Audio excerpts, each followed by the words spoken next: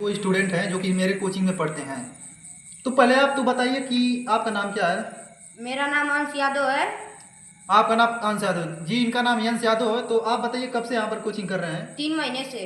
आप 3 महीने से कोचिंग कर रहे हैं। तो आप कौन कौन सा सब्जेक्ट पढ़ते हैं। इंग्लिश पढ़ते हैं, मैथ्स पढ़ते हैं, साइंस पढ़ते हैं। इंग्लिश मैथ साइंस ही पढ़ते हैं। तो आप इंग्लिश पढ़ते हैं कि नहीं। यस। इंग्लिश पढ़ते हैं। तो आप 2 महीने 3 महीने से लगभग हो चुका है। तो आप बताइए कि आप, हमको लगता है कि ये शुरू में आते थे जो कि बहुत वीक थे, यानी कि कमज़ोर, जिसे कहते हैं कमज़ोर, जो कि इनके इंग्लिश बहुत कम समझ में आती थी। पर आज के डेट में लगभग 2 से 3 महीना हो चुका है, अब बहुत इंग्लिश ट्रांसलेट तेज से करते हैं, तो अच्छे लगा लेते हैं टेंस लगभग ये।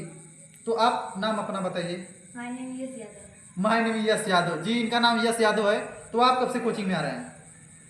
लगभग 2 महीने हो गए। तो ये लगभग 2 महीने से कोचिंग आ रहे हैं। तो आपको टेंस समझ में आता है कि नहीं इंग्लिश।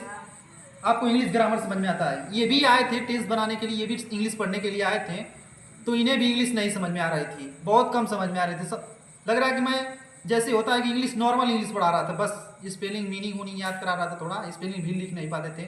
पर आज के डेट में लगभग 2 महीने हो चुके हैं। मैं इन लोग से बोला था कि आप 2 से 3 महीना रुकिए, मैं आप लोग को इंग्लिश सिखा दूंगा, आप कैसे भी हो, बस आपको इंग्लिश पढ़ना आना चाहिए। आप पढ़ लेते भी हैं थोड़ा, तो इंग्लिश आज के डेट में बहुत अच्छे बनाते हैं। तो आज की वीडियो में बस यही था। ये है, हम सबके दोनों स्टूडेंट आए हैं और इंग्लिश इन लोगों को अच्छे से समझ में आ रहा है। ठीक है, धन्यवाद।